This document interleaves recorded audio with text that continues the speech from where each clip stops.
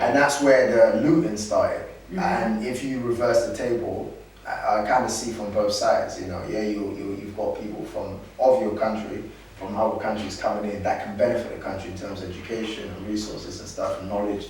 And then there's people that have done all the dirty work. They're like, well, we've done the work, we got to be rewarded for it. There's some people 20, 30 years that haven't made any money. But it's like, do some tribes there trade amongst each other though? Because some tribes, they just hate each other so much. Like, do the Dinkas and the Nuers? Yeah, 100%. Communicate with money is money. Money is money. I think on the ground level, it's okay. It's as it goes up. As it goes up, where it becomes more like they're making decisions and stuff like that, and like the older generation, they still have that. You know, but I think anybody like, you know, the younger generation generally don't have that. Everybody is kind of really just wants to have a good time, make money, and money is the thing that keeps everybody together in terms of.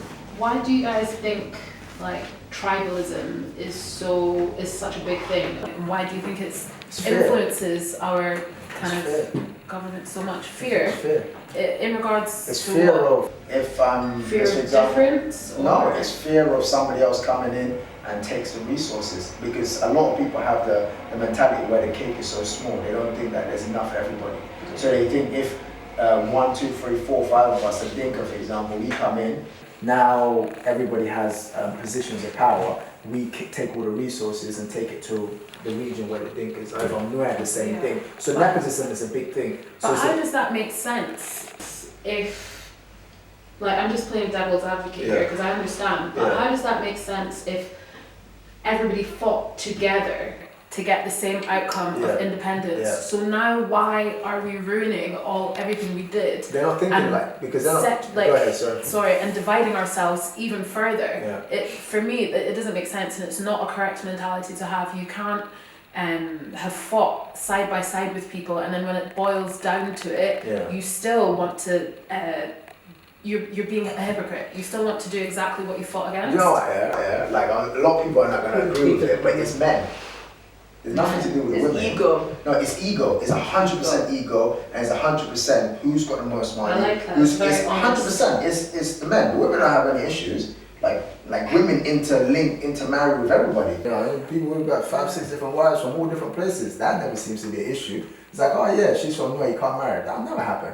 But you see that a lot in our community. So it's the men. There's a pride. There's an ego thing, and I think it's okay, well, I'm from this tribe, so I'm going to get as much resources as I can and keep it for myself. And it affects him, it affects the next guy. Yeah. And because we're doing that as men, it affects the women, it affects the children, it affects the whole country. So the minute we change, I guess as a group of men, as together, whoever, let's say there's 500 people who are the most powerful, if they decide that they're going to work together as one group or one entity, think about everybody and get everybody in together, everybody else will fall in line. Straight. That's purely what it is. That's the problem, and that's the solution. That's what I think. I also think like part of the reason why it's like that, and like to do with why tribalism is so like prolific and why like men still have the dominating role is because we've been fighting for so long. We're relatively untouched by like Western influence in comparison to a lot of other African countries. Absolutely. So we're still used to, like, when you go to the village, that's a real village. Do you know what I mean? Real village. And it's not a joke. It's like these people still kind of sometimes think backwards or in a certain mentality that hasn't progressed, so you can't blame them for that. But I feel like it's up to our generation and people like us to progress and you know, use platforms like this to speak to our parents and let them understand, like, do you know what, everything you've been doing, like you've taught us well, but it's not working right now. And also to be a living example as well. But I also feel like there's not enough female influencers where they allow the females to be outspoken and be like, look, my husband, my whatever you are to the male, right? Like, listen, what you're doing is not right for the community. You should be thinking long term. You should be thinking about everybody, because when we're not here, we don't know how our kids are going to be. You don't know who they're going to go interject with, or like whoever, where they're going to go. So it's just like. And I feel like Sudanese men too, a lot of them with like the old mentality, they just don't like to hear a female's perspective of things because they feel that's how they're being raised. And but it's just like, as time goes on and you see like your kids growing up and you Yeah. see like how things are changing around you, you should Yeah. just be like, you know what, maybe what I'm seeing from my kids, Yeah. I should go and take all of that, Yeah. rethink it, and like, okay, maybe what they're doing is actually right. Yeah. Maybe I can go and Yeah. actually I can make a difference within my community, like because my kids taught me a certain way or two to I think- think, you know. I think I agree with that. There are some men, very small, that do that. They'll reflect. They'll be like, okay, you know what, my kids are doing such and things. Things are changing. I need to change. But there's a big group of people where, again, they have that attitude. They've grown up or they've lived out here for a period of time. Then they go back, and then now they're amongst a bunch of people that don't think that way. Right, yeah. So now it's you. You're trying to be progressive. They're like, this guy's an idiot, man. Yeah. Why should we listen to him? We've been doing this for how long? Why should I listen to you? You just come. These are Western ways. Yeah. They don't Even know. though they They might, get- the thing is, even though they know deep down is right what he's doing, they don't want to change because if that Yeah. change, it starts to affect their mind Exactly, and ego, and that's what it exactly. always boils down to. They're always saying, when you get married, you better get married to a Sudanese Yeah. guy. You know, some people only men are the one that's gonna love you the way you Yeah. are, blah blah blah. And even those too, like a lot of people like me, when I was growing up, like I was dehumanized a lot. Like I was always called dark, or I was like, you know, I was always looked at like, oh my goodness, like why is she so black? Like why is her black purple? Why is her black blue? Like, you know? So it's just like even then we find comfort within ourselves because Yeah. we all look the same. Yeah. You know, Yeah. and then even when they come to, they be like, why you guys have such like Caucasian futures? Like, why are these futures so small? Da da da da. And this is just our futures. I don't know what you guys talking about, but then you know, it's just like, oh, can your hair pull off? Can you do this? Can you do? And so it's just like That's ignorance, we though. get so Yeah. comfort Yeah. within ourselves, so we're just like Yeah. forget everybody else. That's so interesting. I think it's man. usually South Sudanese marry each other here. It will usually be like a South Sudanese from either back home or from another part of the world. You mean like our cousins go to the village? Go to the That village. doesn't happen as No, much no, anymore. but that's what There's my parents said. Whereas it happened to me when it's my parents. Yeah. My parents did that, Yeah. but I don't see it happening. But I'll give you an example. I just went to a wedding named Stella, and she just got married to a guy called Chol in Kenya. Stella grew up here, Chol grew up in the States, and obviously he went back to Juba, and they both were working obviously in the 20s, obviously met there, and they recently got married. So like it does happen frequently. It's just the ones that are here, Yeah. maybe they don't interlink. Maybe there isn't enough functions where they're not seeing each other as much as possible. Or Like, the for ones example, you do know, The ones you're too familiar with them. yeah, you're too familiar, Yeah. yeah. So you've grown up with them, saying like, I wouldn't even consider that because I don't know, and they relate to me. Yeah, and they're it's like So cousin, not yeah, cousin. you're We not different sure. in camp. Yeah, so you're unsure. Everybody So- is- yeah, it's related. So that's the problem. Yeah. So it's that you got to do your background check. Yeah, it's Who's- true. who's who. It's true. So that's why it's easier when you are in, let's say you go to South Sudan and you meet other people from Yeah. other countries. Yeah. You can straight away like, I'm from here, I'm from here, I'm from here. Then like, okay, cool. You're 400 miles that way. There's no way we're related. So Yeah. I'm okay in It's that aspect. funny you say that though, because one of the aunties was like getting mad because she said, "This is why you guys aren't all marrying each other. Because like, stop calling him your cousin. Stop calling her your cousin. Like, you guys need to get married. Yeah. Just stop each other." But they're the from, like- ones. They're the ones that encourage that though. They're the ones Yeah. that said, "Oh yeah, you guys are related because just to keep the unity together." Yeah. You know what I mean? But So- see, like how they met in Juba, that's the thing, because when independence happened, people from different parts of the world were able to come Yeah. together. Yeah. So obviously, if there was no war, can you imagine like the amount of people who would have now crossed But paths? at the same time, I do feel like South Sudan people need to do actually like outspring though out of Sudan too. Like they need to I go towards like west and then go towards. I feel like yeah, we really need to do spread out a because bit. like for me, my preferences in men, I only date South Sudanese men. So when another man from a different country comes, I just look at you up and down and I You don't pay any But attention. that's what yeah, we're you know. saying, So it's just like for me, I'm in that. But that's how. I'm like That's- in that road right now. But that's to her personal go out. preference, isn't it? Yeah, so like, yeah. what her experiences are, we can't project that on every other South Yeah. Sudanese girl. No, You know what I mean? but So- what we're saying is like what we have here and what you have in Canada Yeah. is It's completely completely opposite. different, yeah. It's the polar opposite syndrome, Your where we polar want a little bit selection is more of larger. you. Yeah. Yeah. Yeah, I think we want a bit more of like unity and more mingling in the community. You guys have it all. Yeah. I don't think there's that much mingling. I think it used to happen here though. There was a time where it was like I'm 32. I remember there was a time where it was every week where you were always there was always something going on. You were always mingling. You knew who was who. Do you know Connie? Connie, yeah, no, Connie. Yeah, that's my cousin. Oh, okay. Nice. So when I used to live in Scotland, I used to come down and and for those events. Connie. Yeah, because that's where I was living when I first moved to London. With Connie and her mum. Yeah, that's my mum's sister. Yeah. So whenever I was with them, I used to get to go to all the South Sudanese events. See, Connie's a connector as well. So you've got someone who's quite good. She's like a social connector, so she knows everybody within the city. So with that being, you were exposed to probably, well, hopefully, the good stuff. You know, from Connie's side, or you're exposed to everybody and you know, old, young, whatever, and so you got an opportunity to see how things work in London, I guess, you know, which can be a benefit. But I think maybe as people get older and go into other professions, they just kind of weave into the fabric of society in the UK, and they link up from time to time. But that's what it is, I guess. Over time, naturally, that's what happens. Every culture that's come here, a big proportion of them have weaved into society. You know what I mean? But we've kind of kept to ourselves. Some of them join police force, some join whatever, and they're still South Sudanese, but they've just joined society.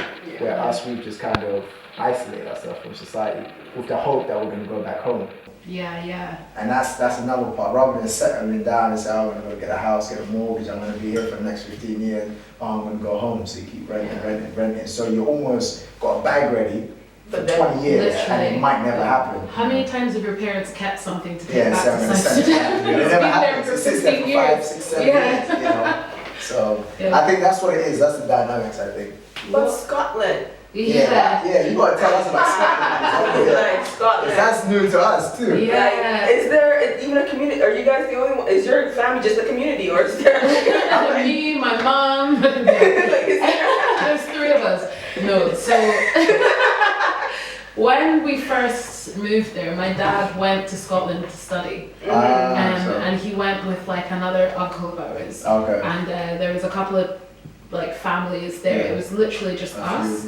So the other family left and moved to London. So it was just us for a while. I think now we know another 3 families in Edinburgh. In Edinburgh only, from South Sudan. But crazy enough, I used to live in Aberdeen for uni. And I travelled up and I bumped into somebody. There's another person from South Sudan here. Like, and I was like, it's a lie. I'd have met him, I'd have seen him and clocked him. And then this guy, he couldn't have looked more Southern Sudanese. He's like 6'5", tall, dark, like, big, dark. And I was just like, oh my god. Like, so I met him and we were talking, and it's just funny because I told my mom, I was like, Mom, there's someone from South Sudan in Aberdeen. I can't believe it. She's like, what's his dad name? I tell her and she's like, I know him. That's usually how you know. Parents, they always know each other. It's always. But there's not many black people in Scotland. Now it's getting better. But what I really want to know is here in London, okay, no, I don't think that's okay. Because what I just learned from my aunt, she told me that a lot of South Sudanese people really integrate with amongst family.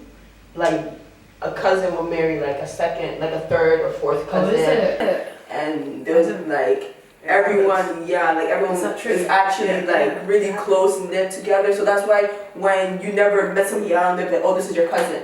Like you guys are actually cousins because your cousin is marrying your other cousin, and it's just like when my aunt told me, I was just like, I was so disgusted after because I was just like, but that's stuff that happens in the village that they've just brought here and continued on. Because in the villages, that's the same thing that happens. It's like, oh, your 3rd, 4th cousin, whatever, lives in another village, somebody gets married to them. But that's very common. Even look at like, even in the UK, look at the royal family. They're all like inbred. Well, whatever.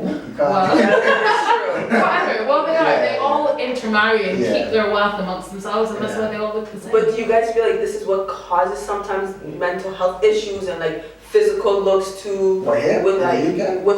like Intermarriage, with like like- family. But so you're I don't saying think like it's that incest? Yeah. I don't think it's I as I don't know, common. but what do you mean like physical things? Like you know, some people come, When they you- have when like it's too close, one yeah. one arm is Yeah. longer than the other. But I've not like, really seen that. But now In our I think community. it's more like, as society's evolved, it's more of a mental thing, not physical thing anymore. Mhm. You can't see the physical changes, but Yeah. mentally you're conflicted. I agree with what she said. Yeah, 100%. In which way though? Like, which way could marrying someone Too a close to bit you? close? Because I mean, it's illegal to marry someone that's like even your first cousin, but you're actually allowed to marry someone who is your second cousin. That's the law in the UK. That's true. You can marry your That's second too cousin. long. Yeah, no, That's too way close. close. That's too Because at close. that point, you won't get the genetic deformities Mhm. or kind of like any physical or mental issues, technically, Yeah. right? Yeah. So, what do you think is the mental barrier that's created when you marry somebody too close? Like maybe Related like to something with like your nerve system. Maybe one Yeah, side of we your don't brain doesn't work faster than the other side of your brain. You know, maybe like I think maybe it's like I think when that's- in school maybe you're just slower. Maybe like I don't know. It's just Yeah, I don't know, but that's. It's I so mean, bad. it grosses. The I don't thought of know, it is I don't know, gross I to don't me know. too. I think it's I don't disgusting. think it's like that. To be honest. I don't know. Maybe there might be like a couple of examples where that's happened, but I think most of the time that's not really, that doesn't represent the majority. That's 95% of South Sudanese. That's not necessarily the I case. think It that's, might be a I very think that's small- another place that has Yeah. that problem too. Yeah, that's another issue that you Another need to deal with. specific Yeah, region of so the world. that's, Yeah, that's true. Interesting though. Very interesting. Have you ever dated anyone from South Sudan? Yeah. You have, yeah. Yeah. But this was when I was in Nairobi. Yeah. So it was like. also used back in Africa at the time. Yeah. But yeah. How long were you there for? So for like 3 years. Oh wow, you there for a long time. Yeah. What were you doing? Studying? Studying. Yeah. Cool. Yeah. And also just to get away, just also have just a different experience because I was born here, raised here all my life. So Oh wow. it was just getting a Yeah. fresh perspective. Yeah. Yeah. And it was very interesting also to meet like different South Sudanese Yeah. on campus, like a lot of people from Juba, a lot of Yeah. people from Khartoum. Yeah. And you kind of learn like the different dynamics. Yeah. You know, people from Juba have big problems with people from Khartoum. Yeah. And then Kenya. And then I'm just like in the middle, like, and people are like, what are you doing here? And I'm just like, Neutral, like, right? yeah. And dating. Yeah. What about dating people like outside the culture, like white people? Because White people. or Yeah, 'cause I black feel people. like, You no. missed a step. no, outside altogether, like because. What are you laughing? No, I want to hear this. Don't say anything. I want to hear this. I know exactly what she's thinking, Oh. but let me be. I know what she's thinking too. But Right. finish Well, I'm your saying, sentence. I'm Yeah, finish asking it. because sometimes, like, I find, I don't know, I date black men, I prefer dating black men. I've Okay. dated a white guy. Okay. But I find, like, my, like, cousins, like, males would rather that I would stay away from, like, white Black- men or just stay with black men, stay away from white men altogether. But then I find that they're being hypocrites because they're then dating every other race they want. Yeah. Mhm. Do you know what I mean? And I just want to know what you guys think. Like, do you care? Do you think anyone can date whatever they want?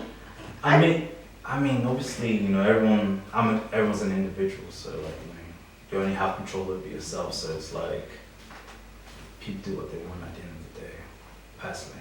For me, it's like still going through the process, you know, like, cause I'm so comfortable with just dating South Sudanese men. So it's like for me to go outside and like look. This is like I'm trying to do this right now, right? But it's just like I think it is okay, you know. A step too far. Yeah, it's just like you gotta take it like baby steps, you know what I mean? Yeah. But it's just it is okay because if you get to learn someone else's culture, Yeah. you get to experience their life and their way of how they do things in their communities, and then you can try to take a nitpick of that and then try to evolve that in your community and like see, you know.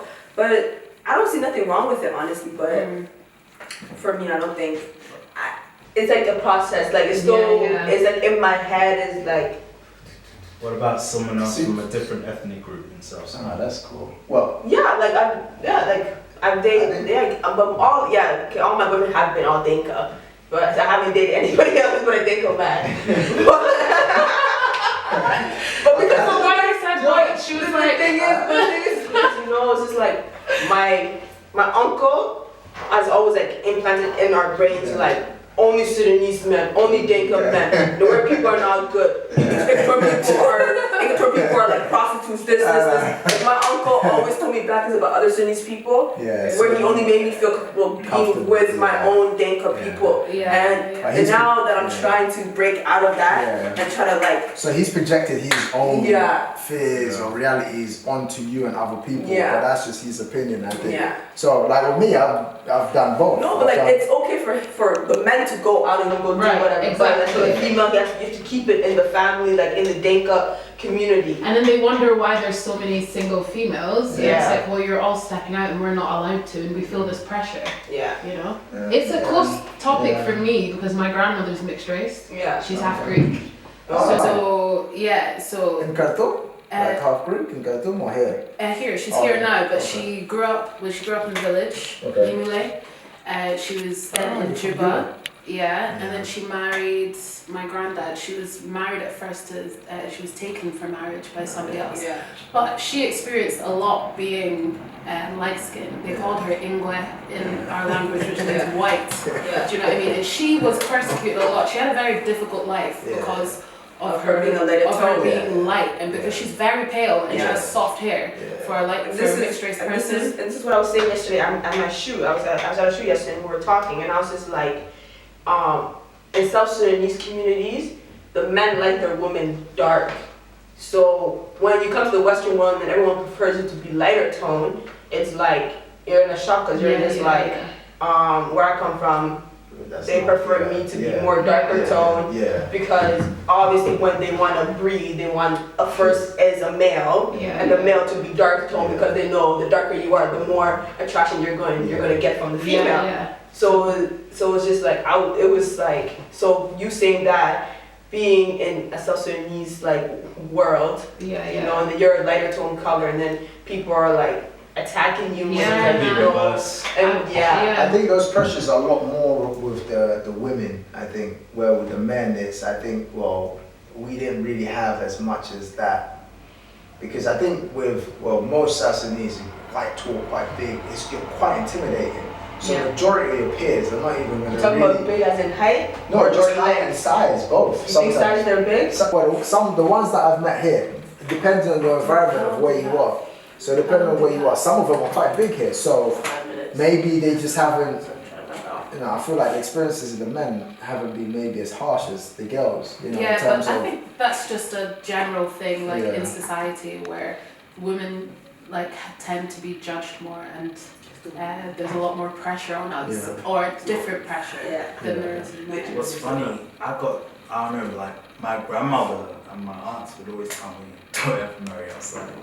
They always want to be like, outside of your tribe or outside of South Sudanese, like don't marry any of these English girls, you always go, marry them back home. Interesting.